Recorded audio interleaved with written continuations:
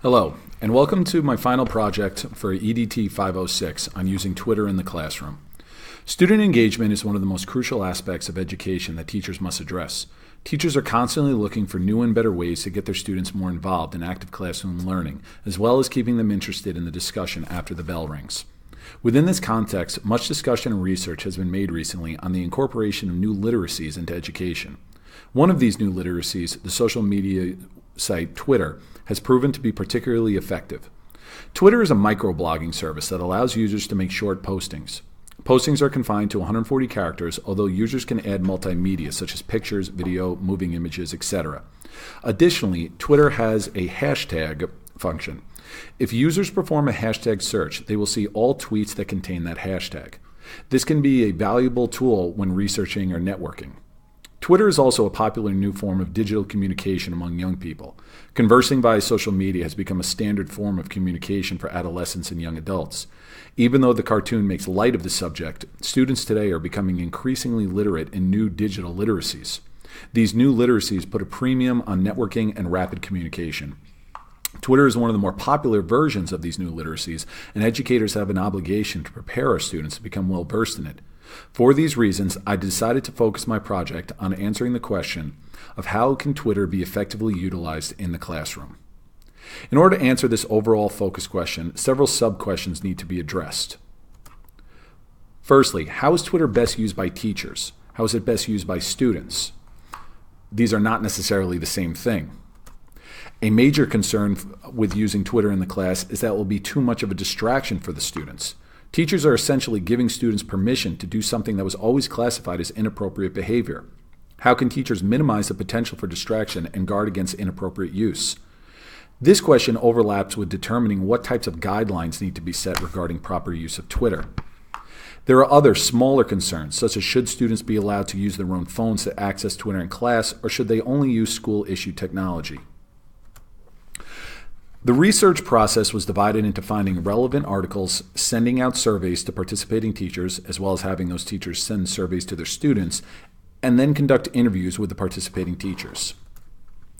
For the research articles, there's a fair amount of research on how to best use Twitter in the classroom. Most of it focused on secondary education, which worked well for this study. The first article, number 1, the Hunter and Caraway article, described a case study of an inner-city, mostly minority high school and how Twitter expanded participation and engagement. Number 2, the Journell and Beeson article focuses on both the numerous benefits to using Twitter as well as some potential drawbacks, such as inappropriate use, as well as the possibility for students to be exposed to offensive material. Number 3, the Nicholson and Galguera piece described how Twitter fits within the framework of new literacies. And finally, the Sowers and Richardson article focused mostly on using Twitter from the perspective of a school leader administrator, but still emphasizes the positive potential. Additionally, an edudemic website was used as an excellent primer for how teachers can use Twitter in their classes. The 2 surveys were administered digitally through the website SurveyMonkey. Each was short, the teacher survey being 6 questions, the student survey being 4 questions, and questions were designed to cover frequency of Twitter use, specific ways in which Twitter was used by both teachers and students, and to evaluate the effectiveness of using Twitter in the classes. All questions were multiple choice. The interviews were conducted with 3 high school teachers. Each taught at a different school. 2 teach social studies and the other math. Cameron was the least experienced. His findings, even though they were only over a short amount of time, showed an increase in participation, but there were issues with improper use. Doug, the most experienced when it came to using Twitter, primarily used it for posting notifications and assignments. He has used it for discussion and debates in the past, but wants to expand how he uses it on a regular basis. And finally, Jesus found very fascinating ways for teaching about digital citizenship, as well as a means for motivating and inspiring his football team. The findings largely held with assumptions based on the research articles, but there were some interesting points of note. All the teachers in the study were in agreement that it's a useful tool. Although all the teachers claimed that they used Twitter in a variety of ways, the most common way it was used was for assignments and engaging student interests, such as posting pictures of class activity or tweeting about student achievement.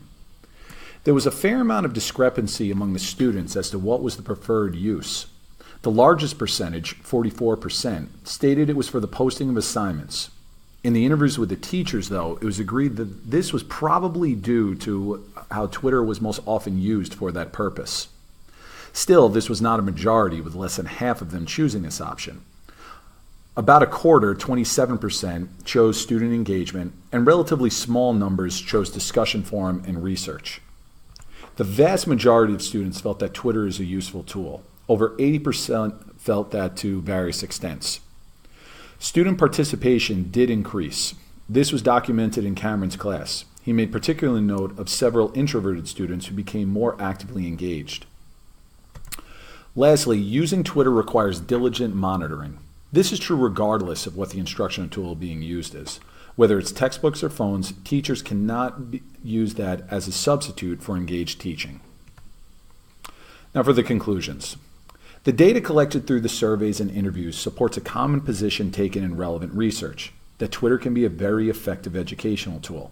It has the potential to increase participation, keep students better informed about upcoming assignments, and get them engaged in aspects of school beyond the classroom, such as clubs and sports.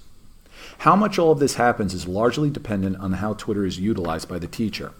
That was evident in the varied approaches of the 3 teachers involved in the study. Doug used it mostly as a straightforward message board. Jesus tried to improve digital citizenship and motivate his football players. Cameron, although inexperienced, had moderate success in getting introverted students engaged in class discussion, even though he dealt with some issues of improper use. What was universal among all 3, and evident from the student survey data, is that students respond positively to Twitter. It is a medium in which they are inherently comfortable and an example of how communication is progressing. Utilizing it in classrooms is becoming another example of good teaching practices. Thank you for your time, and I hope you enjoyed this presentation.